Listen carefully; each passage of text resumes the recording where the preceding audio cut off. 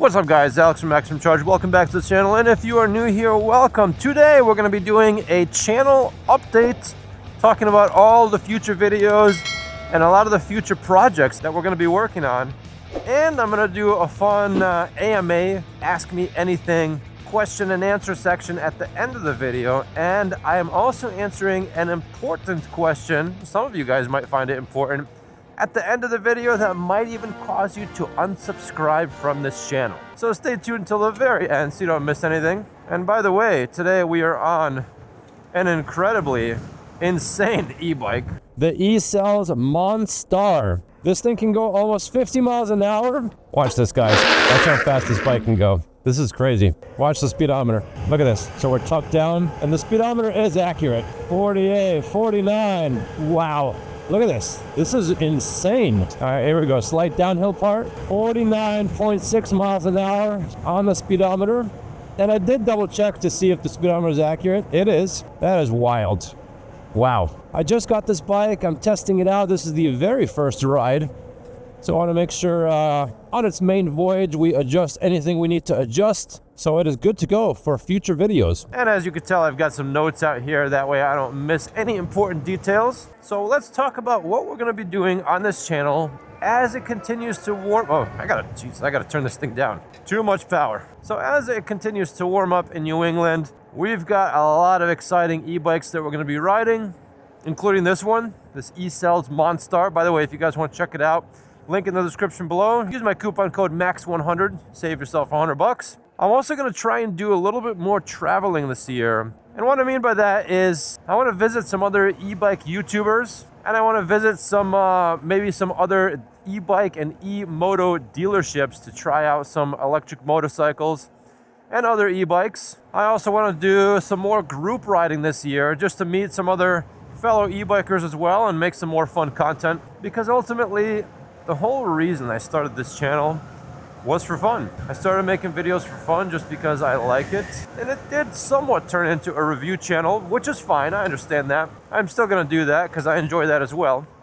But I also want to have some fun. I don't want it to feel like it's a job, because sometimes it is. You'll get a whole lot of bikes in and you have a limited amount of time to review them, and I'm juggling that in between the rest of life with my full-time job that I have and trying to have a life. So it does sometimes feel like work. The reason a lot of these review channels are popping up is because a lot of people use YouTube as a way to research different products. What used to be done is a company releases a product and they would hire a marketing agency and spend thousands of dollars to release some kind of commercial, some kind of video on their product. But nowadays, companies just send out their product to a quote-unquote influencer, so that person can then make a video on it, and that person is paid by the product that's sent out. And sometimes it even makes sense for the YouTuber to ask for money up front, depending on the situation, depending on the bike, plus the commissions of that product sold. So when I tell you guys, use the link in the description, use my code, or when another person says that to you, they will make a small commission from the sale of that e-bike. And that is a great way to support your favorite YouTubers. But that's kind of how it works. But getting back to talking about traveling, someone gifted me 2 tickets to Disney earlier this year. And it just so happened that my girlfriend was going down to Disney. They have some kind of work seminar going on at one of their resorts. So I figured, hey, why don't I tag along with you and we can go visit Disney. And while she's doing her little work seminar thing, which is at the resort, I'm going to rent a car and visit some e-bike YouTubers. So I'm going to be hanging out with e-bike guy. He is best known for making the 100-mile-an-hour e-bike. Woo-hoo! And I'm also going to try and visit Matt from Electric All Wheel. Matt is always doubling up on batteries for any bike he gets. He always has a video out there on showing you guys how you can install dual batteries on whatever bike you have. Lately, it seems like he's been doing videos on other modifications as well. So hopefully we can hang out, maybe do some riding. And there's a couple electric motorcycle dealerships down there as well that I'd like to visit to test out some of their bikes. Fun fact, I actually met Matt at a electric event out in Arizona last year, and I saved his contact in my phone as Matt, the e-bike dual battery guy. So late last year, I did purchase my first ever electric dirt bike, the Alta Sigma. But as you guys know, when speeds are quick, above 40, 50, 60 miles an hour, wind chill is insane. So I haven't really gotten a chance to ride that bike too much. Plus on top of that, cold is not good for batteries in terms of range and top speed. As you guys might have seen, this bike only hit, I think, a top of 47 miles an hour. And I know in warmer weather, it's gonna go faster. The good news is that Connecticut has 2 spots where you can 100% legally ride your dirt bike. One of them is close to my house. It's about a 20-minute drive from my house. It's near a place called Thomaston Dam. So when they do open up, it's gonna be nice and warm. I think they open in May. I'm gonna be testing that bike out over there, making a lot of content over there, and just in general around the area as well, since it's gonna be warm and we won't have all this snow on the ground. My buddy Tyler from Tyler's Trail Rides also has some cool trails in his neighborhood in a different part of the state, so I want to drive out there and he can show me some cool places to ride that bike as well. And he's got some pretty cool bikes as well. He has the Talaria XXX, and during a group ride last summer, he took that bike out, I took my Psycho out, and my buddy had the eSails King's Crown, and we did do some fun racing. I wanted to test out my Psycho versus his electric dirt bike, and it actually did pretty good. Tyler does have a weight advantage. I weigh about 200 pounds, and I think he's somewhere around 150. And my buddy that was on the King's Crown is around, I think, 250, maybe 275 at the time. I'll leave some footage on the screen right now on how the bikes did. 1, 0. Yeah! 2, 1, 0.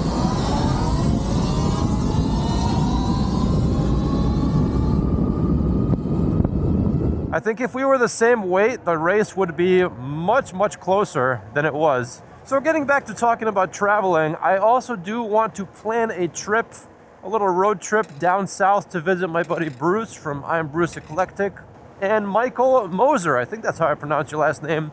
How does a snowman know what the weather's gonna be? From the internet.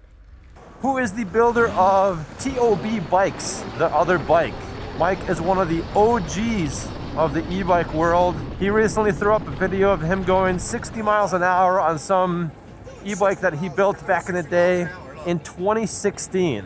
So he was one of the first fast e-bikers out there. So I'd love to try out his bike, see how it does. I know Bruce is gonna be buying one of those bikes, so feel free to follow his channel. I'll leave all links to all of these channels that I'm recommending in the description below. You guys can check those out. And speaking of electric motorcycles, I am going to be probably testing out more of them in the future, maybe even getting one, maybe even having one that I actually register and put all the right lights and license plates on it so I can ride it around wherever I want. And the one that I might be getting will have a huge battery on it so we can get some good range on it. I know there's a lot of guys that do motorcycle vlogging. Who knows, maybe I'll start doing that as well, except with an electric motorcycle. Do some long distance trips, maybe charge up at a car charging station. We'll see. The last 2 project bikes I had from 2024 was the dual motor Psycho and my heavily modified Motor Goat V3. Besides a few tweaks and small adjustments, both of those bikes are pretty much finished. I might be making the Motor Goat a little bit more powerful just because it almost has too much range. We'll talk about that in a second. But I will be using those bikes a little bit more as well. I'll be putting some miles on them. It's always good to enjoy the fruits of your labor, because for me, one of the things I get the most fun out of is actually putting these bikes together and tinkering with them and modifying them. That's where I get a lot of enjoyment. So sometimes it's easy to just finish a project and then you move on to the next project and you kind of neglect what you just built. So I'll try and make some more videos with those bikes. And for a new project this year, I am in talks with the guys over at CYC, and I'm trying to put together a high-powered mid-drive mountain bike build. Let me tell you guys more about this bike. So the plan is to have this bike peak well into the 6,000 watt range and have a weight of under 100 pounds. So power to weight ratio is going to be nuts. It's going to have a top speed of 60 miles an hour or more, but also have low end torque like a Sur-Ron. And my favorite part about this is that it is a legitimate bicycle. So it will look more like a normal bicycle than any other e-bike I own. So it's going to truly fly under the radar as long as you're not flying around on it 60 miles an hour breaking speed limits. Kevin over at Northeast Battery Systems is going to build me a custom shaped 72 volt battery with high discharge cells, and this battery is going to fit into the frame of the bike. Hopefully we can get 20 amp hours of battery in there. I might even try and add a small range booster battery underneath the down tube, maybe 10 amp hours. I might have to install one of those head angle modifiers to get the head angle a little bit more slack, and install a front fork that's longer so the wheel can have some clearance when the fork compresses so we don't smash the battery, or you don't need your front fork locked out. Earlier this month, I spent weeks researching and searching which kind of frame is going to be best for this bike, because the hardest part is finding a frame for a variety of reasons. Mainly, a lot of bikes just don't have a big triangle anymore where you can easily store a big battery. A lot of older bikes do, but they have old geometry and they use tiny 26-inch wheels, and I needed a newer frame with newer geometry, specifically because I needed the rear to be a through axle, which older bikes don't really do that. CYC is going to be coming out with something that I don't know if I can talk too much about, but let's just say it's going to need a through axle setup, so I couldn't use an old frame. I did originally want to use the giant stance because there's so many of them, and it did have a pretty big triangle in the center. However, another obstacle to overcome, that the amount of power that that motor is going to have flexes the rear swing arm towards the drivetrain side. And so the suspension design of the Trance is great as a regular mountain bike, but it would flex way too much. Originally, I did want to just use an old Kona Stinky frame. Since it's an older downhill mountain bike, it should be durable, but again, it does have that old geometry, no through axle, and it does use tiny 26-inch wheels. So right now I have my eyes set on the Marin Rift Zone. I think the older 2022 models have a large triangle in the center. I'll probably use the XL sized frame and adjust the handlebars to get some decent geometry where I'm not really reaching too far. And it does use that through axle setup. But it seems like the suspension will have minimal lateral flex, so we'll see how that goes. I'm trying to source one of those bikes right now, ideally just a frame. We'll see how that goes. Alright guys, so now we're going to get into the Ask Me Anything part of the video. And I am just a small-time e-bike YouTuber. I almost have 10,000 subscribers. We're almost there. But I thought it'd be fun to answer a couple questions if anyone had any. And if you do have more questions, feel free to leave them in the comment section below. Maybe I can do another one of these videos sometime soon. So let's go through those questions now. Number one, iScoot CT. What's up, Rob? Rob also asked me on another platform, what's your favorite color? Well, my favorite color is red. I do like red, but for some reason, I seem to really like black e-bikes. I like to black them all out. So I guess I like BBBs, otherwise known as big black bikes. Bruh. Kind of like this one, big black bike, totally blacked out. By the way, Rob does live in my state. We've done some group rides before that have been organized by Chris from over at Chris Cross. Chris, we're gonna have to pay him now. Feel free to check out their channels. Lucas Van Dyke 8438 asks, are there any problems with the Altis so far? Has the honeymoon period worn off? What is it like now? Which bikes are better, if any? So besides the cold weather being not the greatest for getting good range on that bike, and the power being limited by the cold weather as well, I haven't really ridden it enough to find any issues with the bike.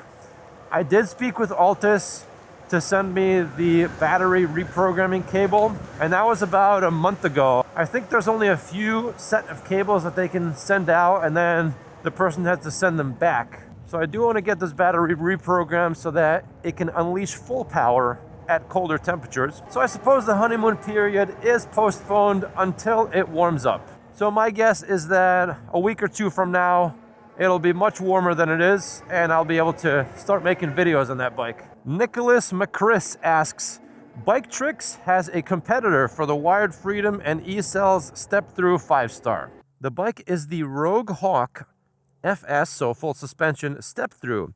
It has the same 1500 watt Pentec motor, but at 70 volts, peaking at 80 volts. With a 3300 watt peak, it has a 70 volt, 20 amp hour battery, with the ability to add a second battery. Price is $24.99. I would like to see a review of it. Looks like the best of the 3 bikes in this class. So I did watch a video, I think a month or 2 ago, of them testing that bike, and I did reach out to them. So far I haven't gotten a response. I would love to review that bike. I do know that Ben over at the Bike Cave is going to be reviewing that bike, so check out his channel, stay tuned over there. As far as I know, he is going to get that bike. I do really like that Biketrix is one of the only companies to have a dual drive system where it's got the pedal chain on the right side like a normal bicycle, but then on the left side you have a dedicated chain just for the motor, and they do throw a high power motor on those bikes. They call it the XD Duo bikes or something like that. I'll leave it up on the screen. But I think those look awesome. I really do think we need more bikes with that setup, because then you don't have to worry about breaking or stripping out cassette or breaking chains, because it does use a heavy duty chain dedicated to just the motor. So feel free to reach out to Biketrix if you guys want. Let them know to send one of those bikes my way, either the Rogue Hawk or that one. I would love to have it on this channel and make some more videos. Run by Mike. What's up, Mike? Mike, by the way, just started an e-moto channel. He also got his first electric dirt bike, just like me. Leave that link in the description below. Check out his channel. I also met Mike out in Arizona during the electric event. Mike asks, out of all the bikes you reviewed or tried, what is your favorite? And what is your personal go-to when you want to just ride? So in terms of my favorite bike for reviewing, I'm a guy who is constantly seeking novelty, so I don't really have a favorite. I just like trying all of them. I just like experimenting and tinkering and testing out all different types of bikes. So my favorite is the ability to try lots of different types of bikes. I know that's kind of a cop-out answer, but my personal go-to bike when I just want to ride, since I do a lot of road riding like I am right now, it's probably going to be my modified Goat. And the reason why is because it's got great power, and most importantly, almost 5,000 watt hours of battery capacity. So I have zero range anxiety when I'm on that bike. In fact, I did do a cold weather range test on that bike. I was flying around 40 miles an hour pretty much everywhere, and I got 50 miles of range easily, and the battery still ended up being at like 30%, maybe more, somewhere on there. So I might be upping the power of that bike. I might get a new motor and a 150 amp controller just because it's too much range. It's almost too much. If I'm not at like 20% battery at the end of like an hour and a half ride, going all out, I'd rather just go faster if I can. The new motor that I'll be getting on that bike is probably gonna be a lower T motor, kind of like this one, where you can keep the voltage the same, but it will allow you to have a higher top speed. So I'm expecting top speeds with that bike probably around 55 to 60 miles an hour.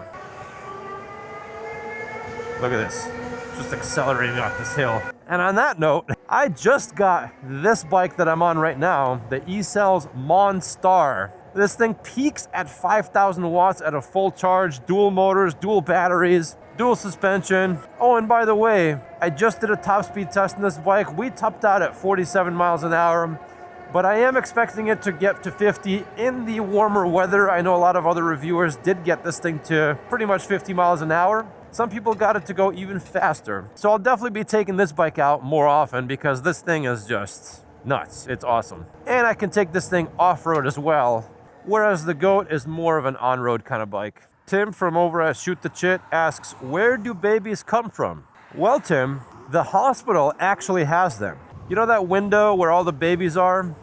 Well, moms and dads go to those windows and pick a baby out. That's why you always see all the dads looking around asking, which one is yours, which one is yours? Meanwhile, the mom is out there filling out paperwork, the warranty information, etc. So that's where babies come from, Tim. eBikeco, yes, the e-bike company, eBikeco, asks me, who do I love more, my mom or my dad? And I haven't really thought about that question. And yes, I will give you the generic answer of, I love them both equally. I actually do use my e-bikes to go visit them. Some of my long-range e-bikes, I can easily make it there and back. They're about a 20-minute drive. Like this bike will definitely make it out there. You guys have probably seen a video or two of me riding out into that neighborhood, doing range tests and other riding. But guys, always talk to your parents. Always try and visit them. Highly recommend it. You will not regret being close to your parents later in life. Justin Shields asks, how much does my battery weigh fully charged? I actually had to look this up. Apparently your battery is a tiny bit heavier when it's fully charged. It's only by a couple, I think like micrograms or somewhere on there. You guys can fact check that if you want, but it is heavier when it's fully charged. That's kind of funny. I did not know that. And if you didn't know that, that was news to me too. And the last question for today is gonna be from Pat from over at Rev Rides. What's up, Pat? Pat asked me, who did I vote for the presidential election? And as some of you know, I am all about diversity, equity, and inclusion. Meaning I review all types of e-bikes in all different colors, shapes, and sizes from all different types of countries. But as far as who I voted for president, man, I really don't want to say it. I don't know. Should I say it? I'm really hesitant. I voted for. But that's going to be the extent of political talks on this channel, because after all, this is an e-bike channel. And I hope you guys do stay as subscribers and we can enjoy this hobby together no matter who you voted for. So there you guys have it. That's the end of today's video. A couple questions answered and talks about plans for this channel, what we're going to be doing for 2025. And by the way, if you do want to check out this bike, I will leave it listed in the description below. Use code MAX100 to save yourself $100. That's it for today, folks. Until next time.